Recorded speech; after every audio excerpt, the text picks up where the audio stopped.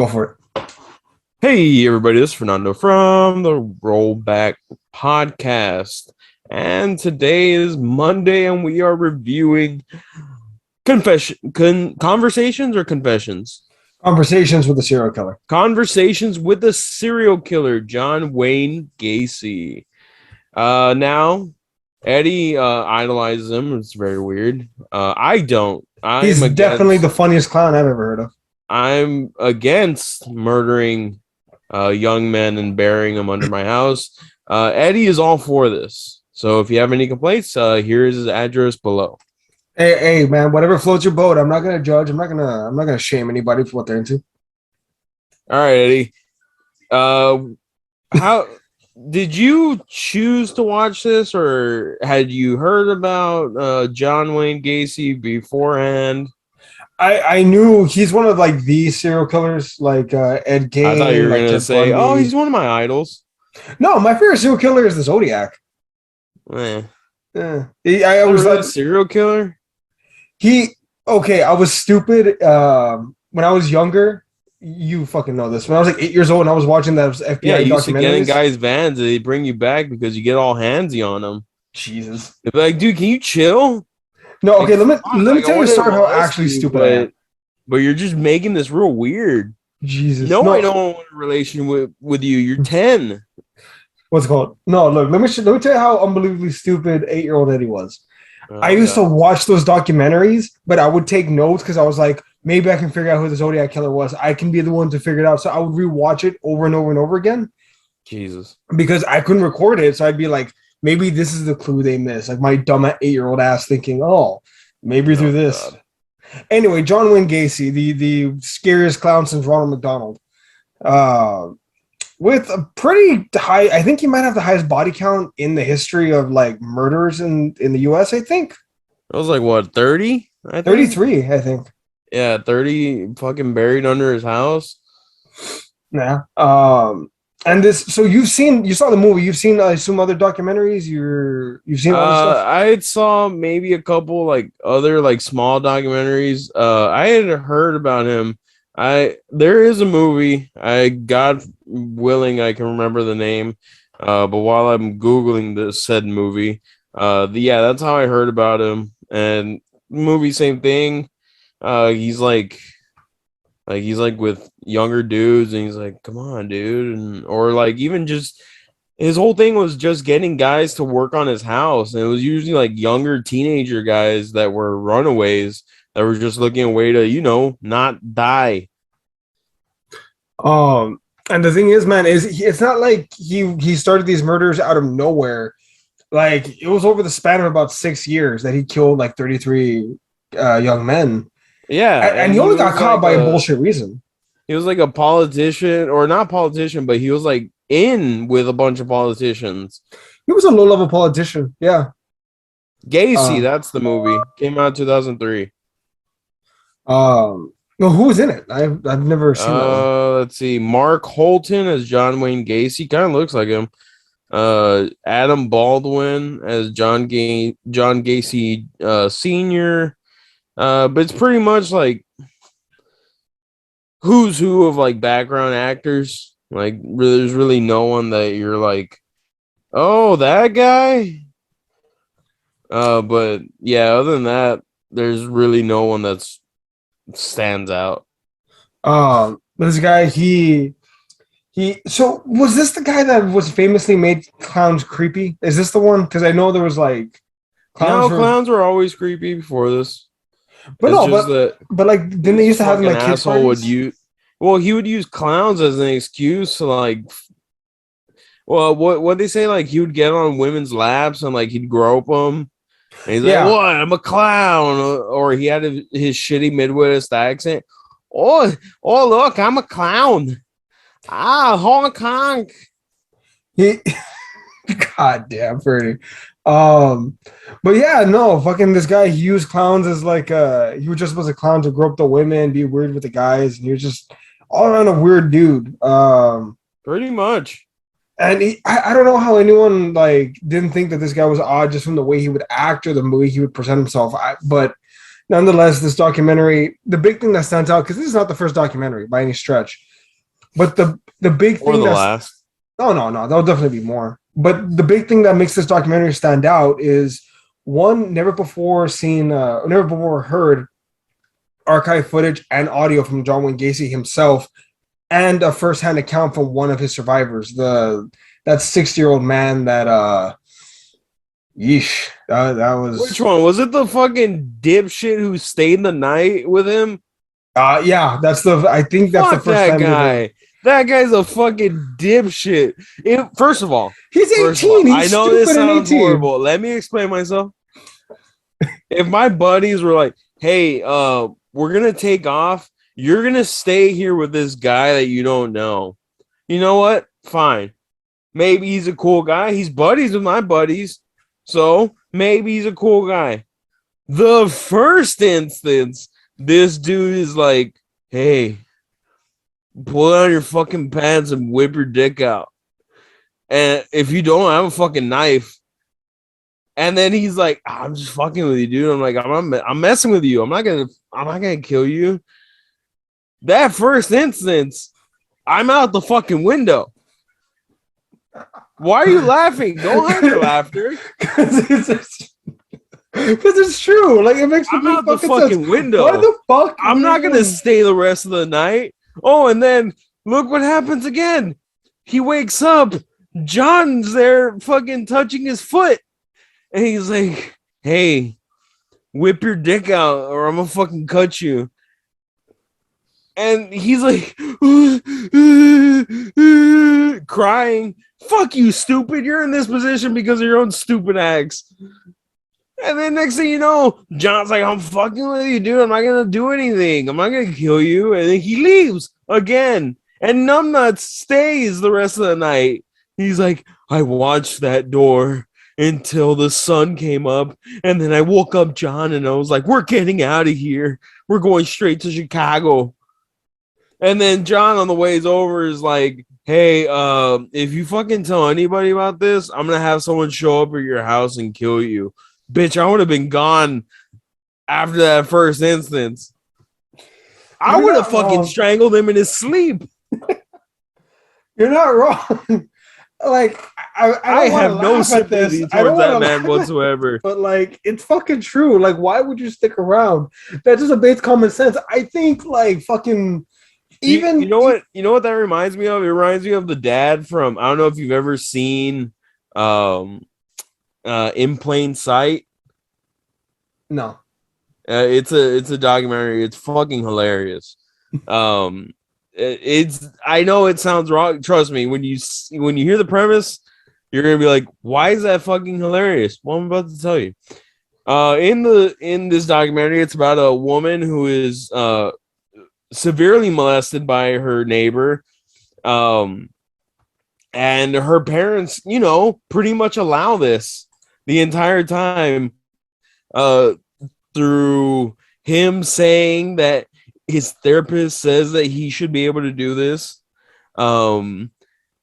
He at one point is flirting with the mom of this chick at the same time, and then there's another part in the documentary where he's with the dad of the girl, and they're like at a lake, and he's like, "Oh, dude, I'm so fucking frustrated, man. Like, my wife's not giving me any. I'm so frustrated."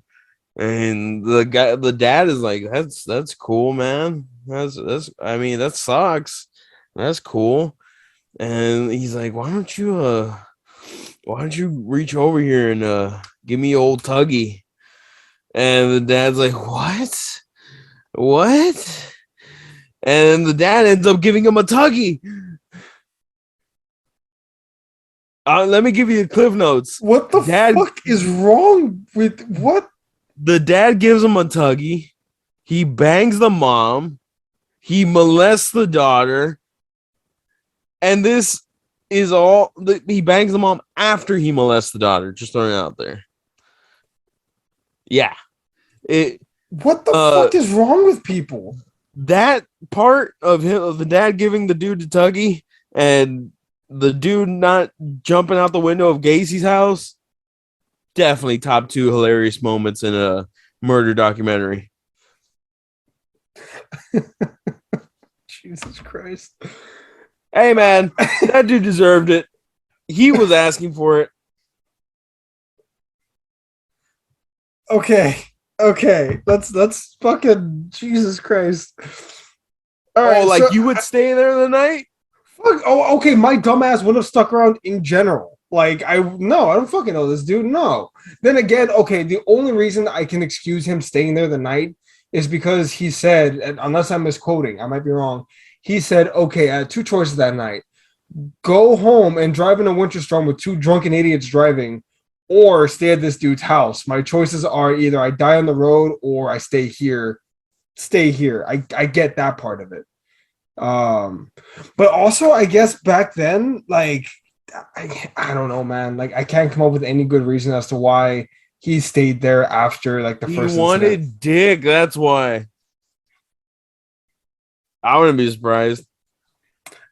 You know what? Hey, man, think about it like this. A lot of those dudes back in the day weren't not willing to admit their, let's call it vices, because that's what they would call it. Let's jump back in the tape. Okay, look, look. Now, we were just having a discussion off the record. We have a little cut right now because Eddie wanted to reaffirm with me that I wanted to keep that joke in. I wholeheartedly do. Any idiot that stays the night with someone that pulls a knife on you and makes you stick your dick out, or else he's gonna fucking cut your throat, you're a fucking idiot for staying the night. And then he does it twice. You get no sympathy from me. That's what you get. You're lucky at that point that he didn't kill you.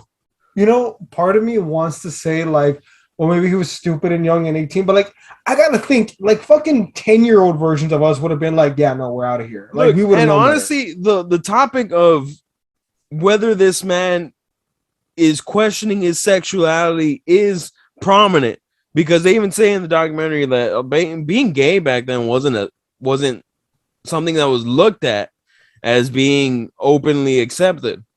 Like a lot of the dudes that Gacy was picking up were these runaways who were shunned by their families for being gay. For being gay, and they were basically on like what the bad sides of town, like where they were the homeless kids that had parents that care about them. That like, there's a reason why he only got caught when he took a kid that his parents, fought a missing person for. That's the only. The funniest one is the wrestler.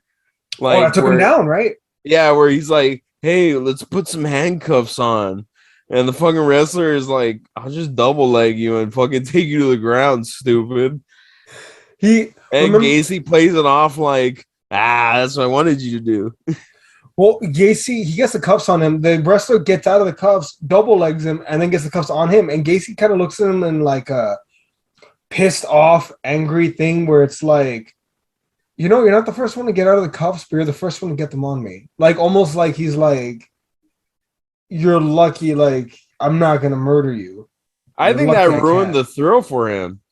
I think so. The fact that this dude was, like, double-legged him and then put the cuffs on him that made him not want him anymore.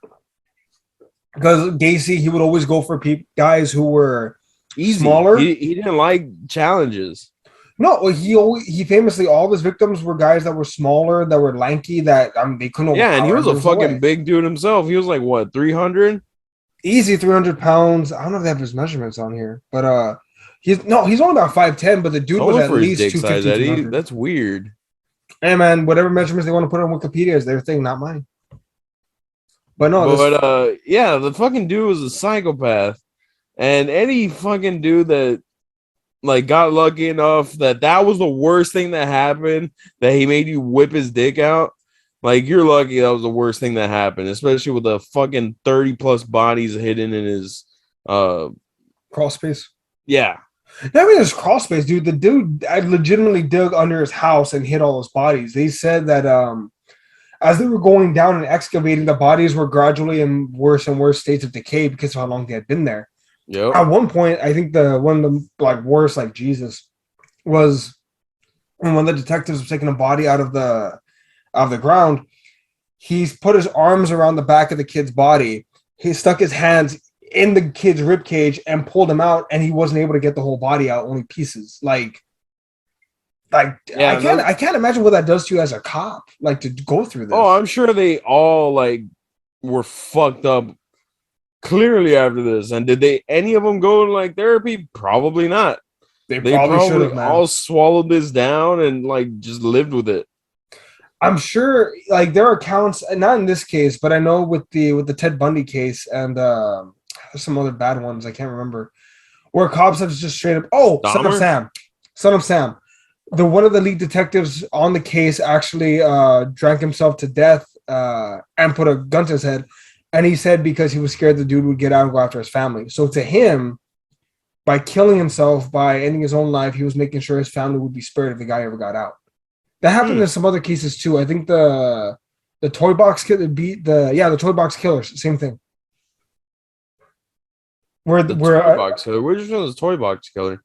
The toy box killer was a famous killer. I want to say in the 70s, 80s, maybe 90s, famous period, whatever.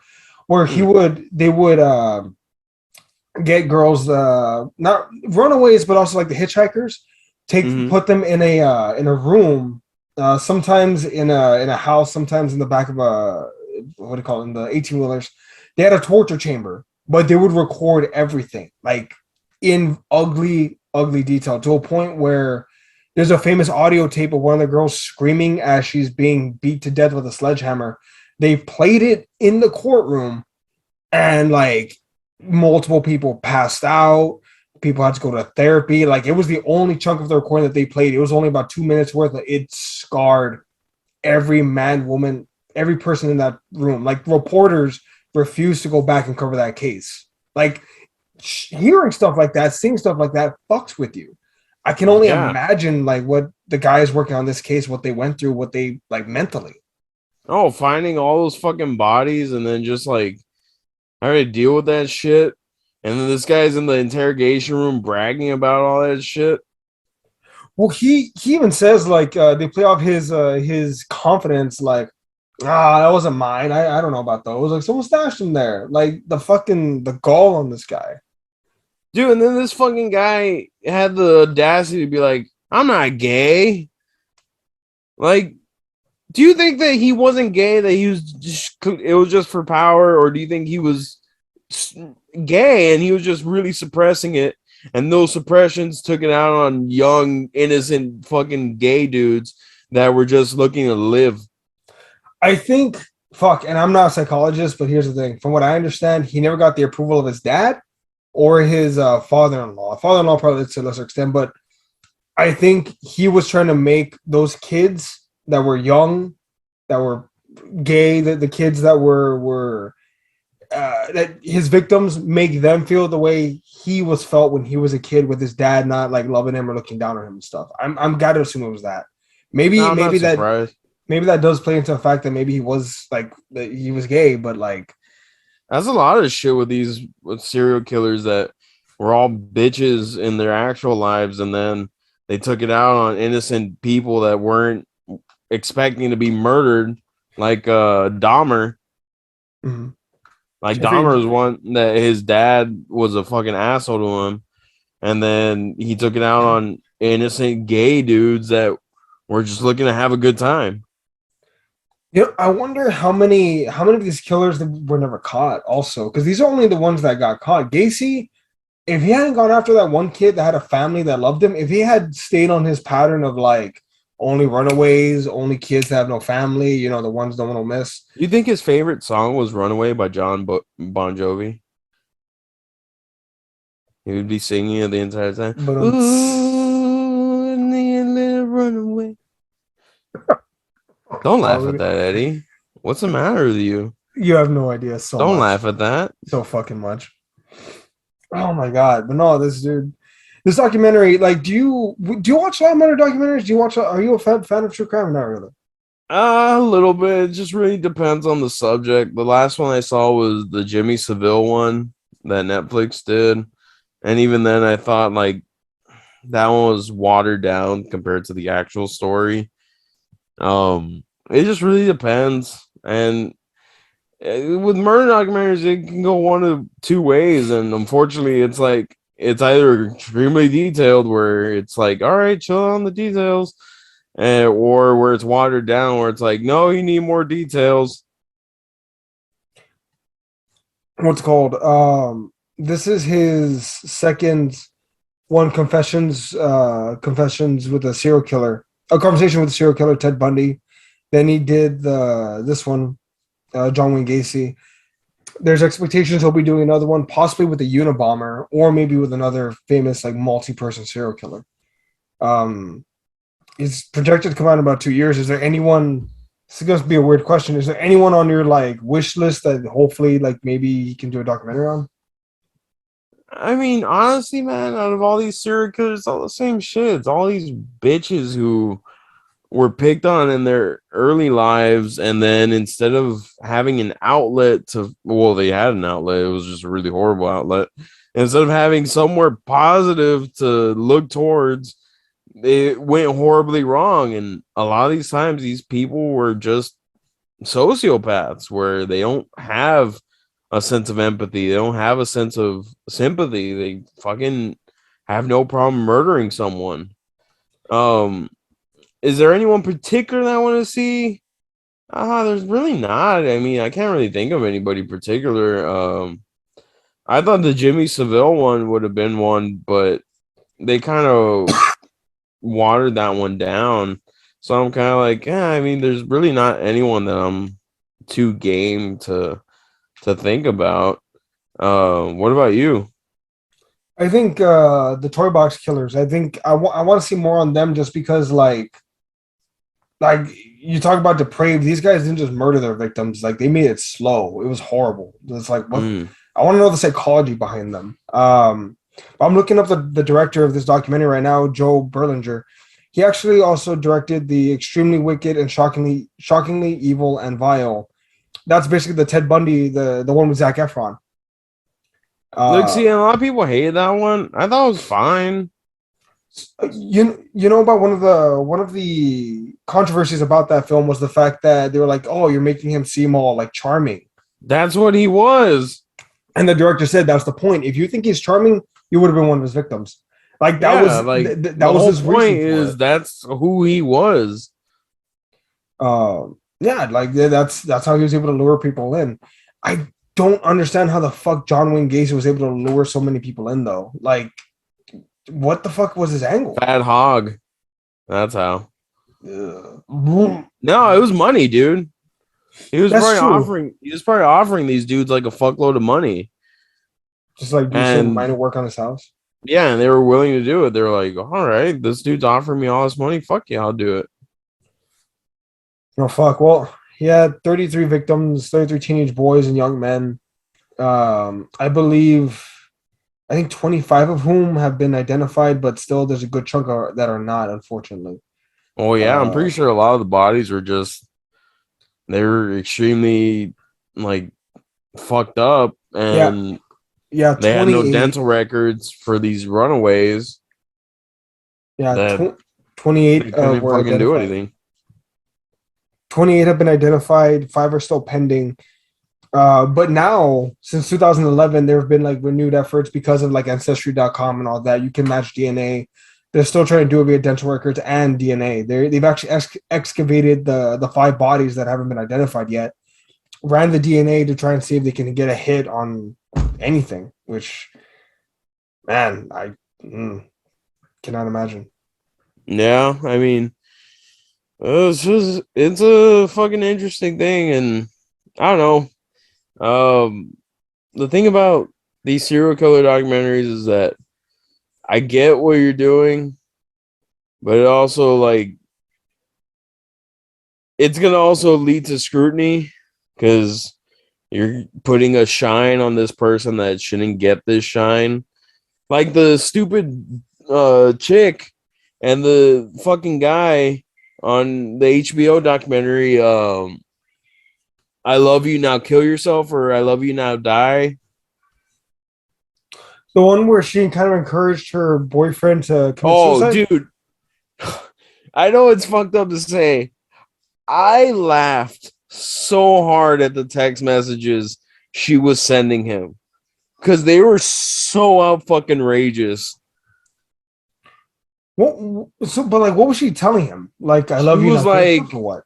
okay, so when he finally was going to off himself, he was in a Kmart parking lot for starters. Shout out Kmart.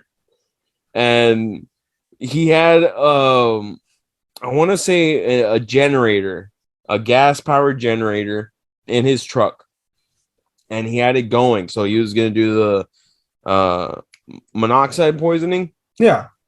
and he gets out of the truck. He's texting the chick. He's like, "I can't fucking do it. Like, I don't want to fucking kill myself." And she's like, "Get back in there, you pussy." And yeah, like she's basically like calling him a bitch, like telling him to fucking do it. And then yeah, I think she went to prison for it. It was like a whole thing because it was like, can she go to prison because she didn't technically do anything? She just encouraged him, and it's just like, I don't know. A lot of these documentaries, they're iffy because it's just like you're gonna open it up to a lot of scrutiny, and time is only gonna tell that one person's gonna get pissed off, and then someone's gonna get sued. What's called? Do you think that that these documentaries could have an effect of like multiple like people maybe trying to do copycats or? No, because it's the same argument that video games create serial killers, or not serial killers, but like um I mean, it's the whole case of the Columbine thing. They were saying that violent music, violent movies created these kids to be murderers. It's like, no, it was their shitty lives that made them want to be murderers. What's it called? Have I told you about the fact that we're entering a new golden age of serial killers right now? Uh, Have I told you about those the circumstances or no? I think golden age is a odd term. I know. That's not the term that I. That's the term that I We're was told. entering into the best year for a serial killer. I don't know if you catch that. It no, but it's fucking true. That's the thing. Fucking okay. So the this initial age, right, in the 70s and 80s when serial killers were like at a high, you had the Mm-hmm. Night Stalker, the Ted Bundy, all these guys, right? There were certain circumstances that united them all. One was a father who was a former soldier who went through PTSD but never got the treatment he needed. So he would have outbursts at home, typically beat his wife and the kids. He was an alcoholic. Also, very high chance he lost his job. They were economically very unstable. They also went through a really bad recession in the 80s and 70s, multiple recessions, where having a steady home was very not reliable. So all that coupled made for really bad childhoods for some of these young men who grew up and decided to take it out in the world. Mm-hmm. Now, what happened in 2008? What happened in 2001 that caused us to be into a prolonged war? What's happening right now? We're probably going to be in a recession the next like 2 years. Also, global pandemic caused Oh, but you're another like saying what's more along the lines of a theory. it's a theory, but also like a lot of these killers have all these things in common. So there's Yeah, a theory but going another thing on. that you have to account for that they didn't account for back then is how DNA is readily available. I mean, you can't really do shit without a camera being on you, and B, DNA being everywhere.